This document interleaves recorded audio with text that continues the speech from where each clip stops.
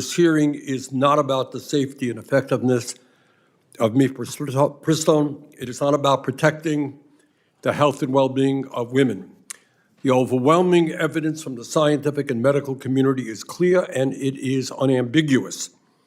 Mifepristone is safe, it is effective, and not only has it been proven to safely end the pregnancy, it has been used by women throughout this country and the world to effectively manage a miscarriage.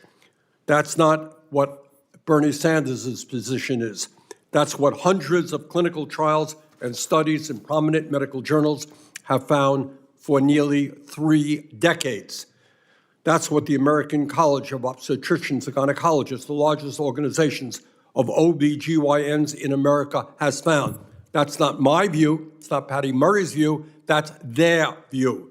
That's what the American Medical Association, representing over 270,000 doctors, have found.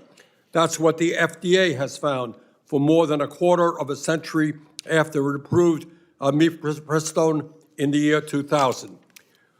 Let's be clear about what this hearing is about. It's not the safety of a drug.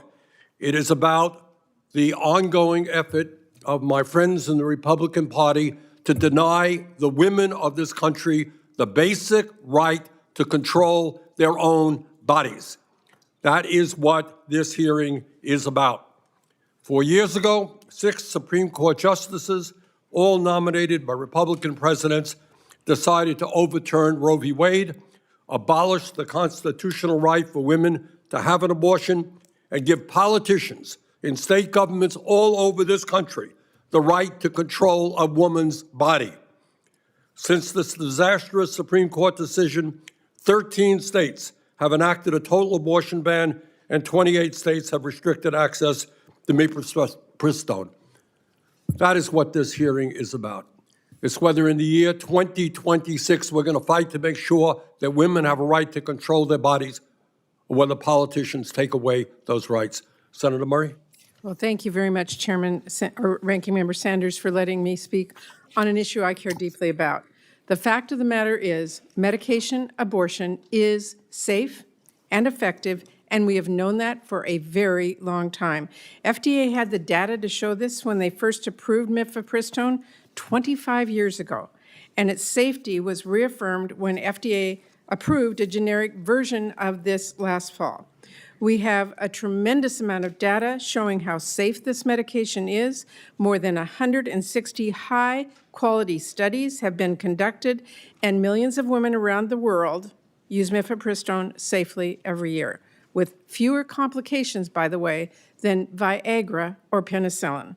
The fact of the matter is, Mifepristone is one of the most studied medications we have. In fact, in October, a federal court ruled that FDA's current restrictions on Mifepristone are illogical and unsupported by the evidence.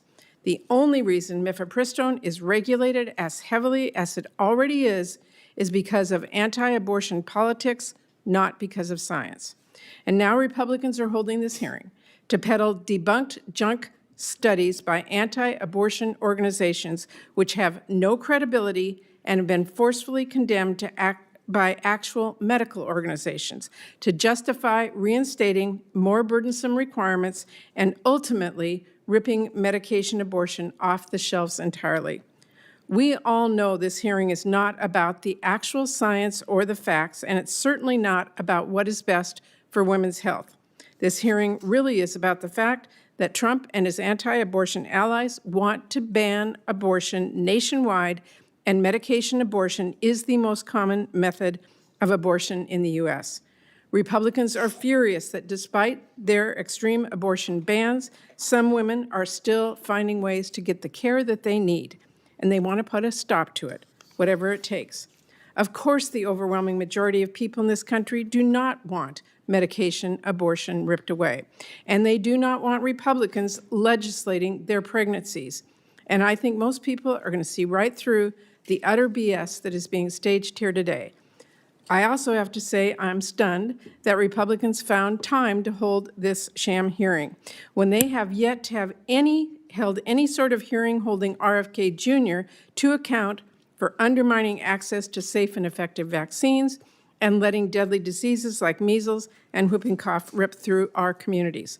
Wasn't he supposed to be here quarterly? Wasn't he supposed to leave the vaccine schedule alone? And isn't this committee supposed to be conducting oversight? It seems that we will have a hearing on literally anything but that. I want to, Mr. Chair, ask unanimous consent to enter into the record 8 statements from leading organizations on the safety of Mifepristone and a letter sent by every single Senate Democrat last fall pressing FDA for answers on this new so-called safety review of Mifepristone. We have not yet received an answer to that letter.